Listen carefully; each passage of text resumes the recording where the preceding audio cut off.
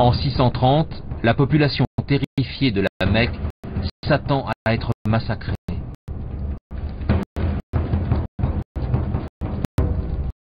L'armée de Mahomet est sur le chemin du retour, forte à présent de 10 000 hommes.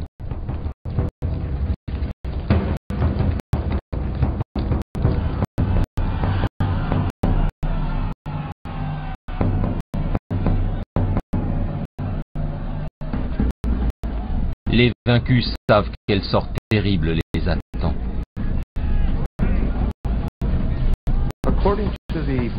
Selon les lois de la guerre tribale, les Mécois pouvaient s'attendre à de graves représailles.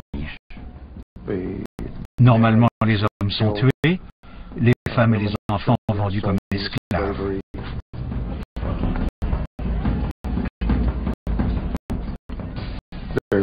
Il y a peu de pitié pour les perdants dans une guerre tribale.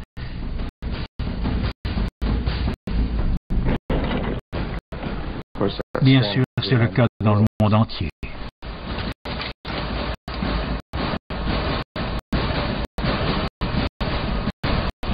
Mais Mahomet réserve une surprise à la ville conquise. Quand Mahomet est entré dans la Mecque, non seulement il ne s'est pas vengé dans le sang, mais il a embrassé ces mêmes habitants qu'il avait combattus pendant 3 ans et qui avaient tenté de l'annihiler. C'était très choquant pour les gens de son milieu.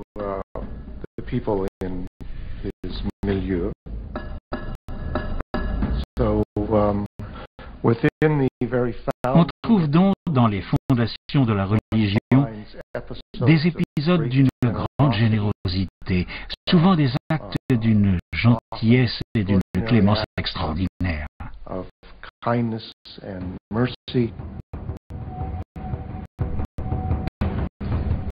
Cependant, toute la Mecque n'échappe pas à la colère de Mahomet. Galvanisées par leur victoire, ces troupes marchent directement sur la Kaaba. 7 fois, elles font le tour du sanctuaire, tandis que ceux qui sont venus y chercher refuge en appellent à leurs idoles.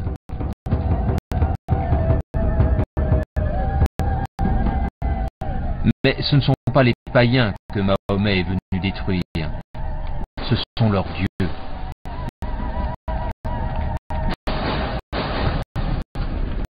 Il lève son bâton et les dieux tribaux de ses ancêtres tombent en poussière.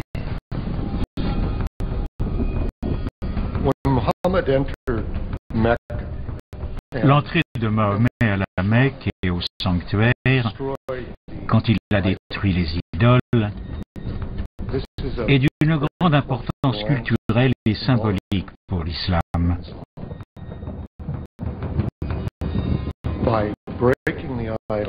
En brisant les idoles, il a brisé le système tribal dans lequel chaque tribu avait sa propre déité.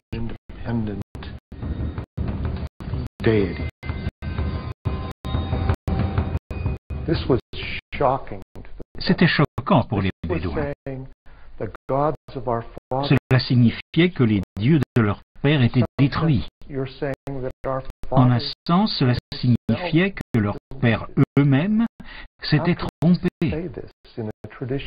Comment peut-on dire ça dans une société où la relation au père et à la tribu était fondamentale? Cet acte iconoclaste est vu comme un acte d'une violence prophétique aussi importante dans la tradition islamique que Moïse, brisant les tables de la loi en voyant les idolâtres au mont Sinaï, ou Jésus chassant les marchands du temple.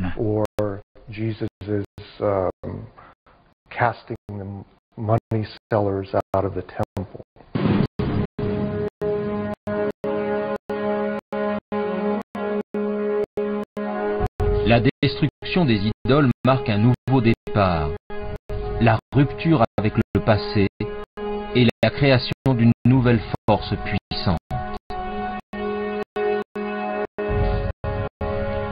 La Mecque n'est qu'un début. L'une après l'autre, les tribus de la nation sont sommées d'embrasser la foi et s'unissent sous la bannière de l'islam.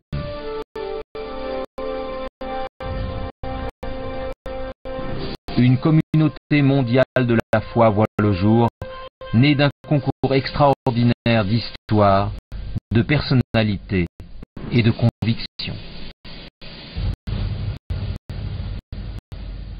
Mahomet a apporté un sentiment de solidarité, une notion de mission, et il a réuni tous les fragments éparpillés dans la péninsule. Puis il a continué à l'est, à l'ouest, au nord et au sud.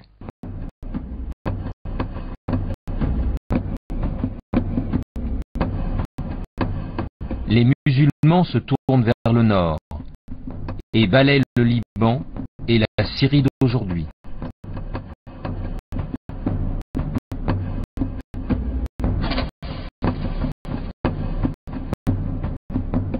Ils poursuivent vers l'est, entrent en Égypte et traversent rapidement l'Afrique du Nord, fortifiant la côte méditerranéenne.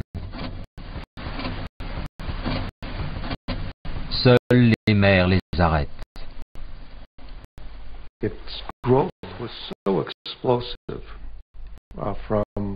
À partir de l'an 622, l'an 1 du calendrier islamique, leur expansion a été explosive. Des gens dont les pères avaient été gardiens de chameaux 50 ans plus tôt se retrouvaient aux commandes d'un des plus grands empires de l'histoire du monde. En 200 ans, il s'étendra de l'Espagne à la Chine.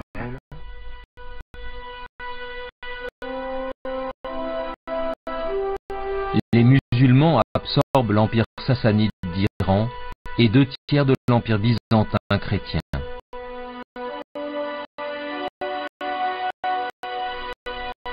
À présent, leur domaine est plus vaste que celui de Rome. Il va du Maroc à l'ouest jusqu'à l'Indus qui forme la frontière actuelle de l'Inde à l'est.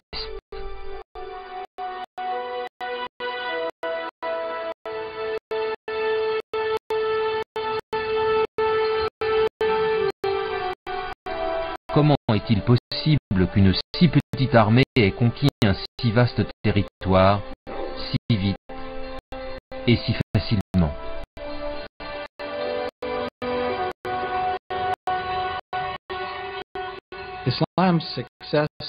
Le succès du développement de l'islam au centre du Moyen-Orient et en Afrique du Nord s'exprime largement par le fait que les gens ne supportaient pas les anciens régimes. Et l'idée que les musulmans traversaient le monde en disant « convertissez-vous ou mourrez » est totalement fausse. Ils ne gouvernaient pas d'une main de fer. Ils permettaient aux peuples conquis de conserver leurs structures administratives.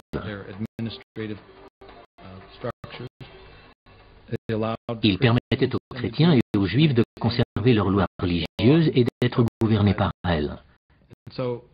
Dans de nombreux cas, les peuples conquis ne sentaient donc pas très lourdement la présence du nouveau régime.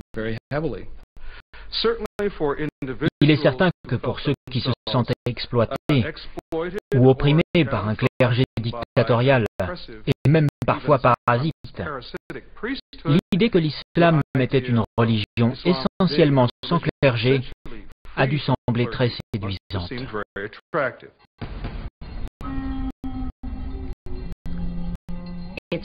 C'est l'époque qui crée le mouvement et parfois les hommes. L'Empire romain s'était effondré, l'Empire byzantin n'était pas assez fort. Une nouvelle vision était nécessaire, une nouvelle façon de voir la vie. Et je crois que la mission de Mahomet a comblé le vide comme les sociétés le voulaient. Elle voulait vraiment une sorte de solidarité dans leur vie. Les leçons du Coran, si fructueuses pour les musulmans de Médine et de la Mecque, sont propagées à l'échelle mondiale.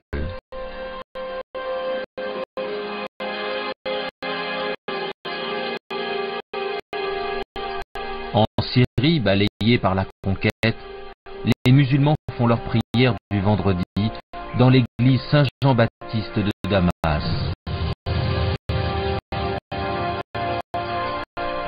Tout en permettant à la congrégation chrétienne de continuer d'y tenir ses services du dimanche.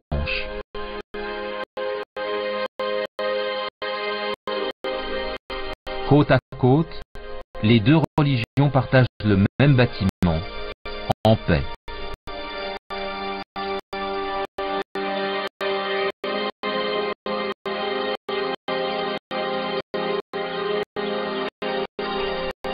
En pleine expansion, la communauté islamique achète la vieille église aux chrétiens et bâtit une gigantesque mosquée à sa place.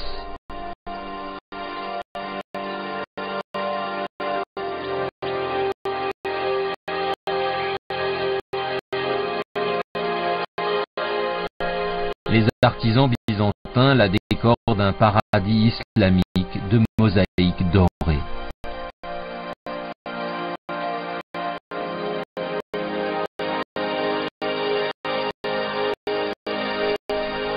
La grande mosquée de Damas servira de modèle aux nouvelles mosquées de tout l'Empire.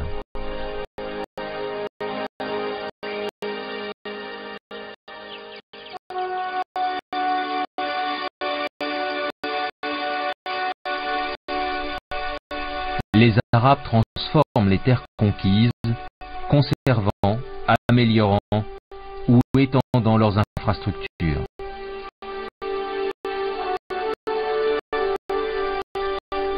En Tunisie, à partir des ruines romaines, ils conçoivent un ingénieux système de purification d'eau, utilisant la gravité pour séparer l'eau claire des sédiments.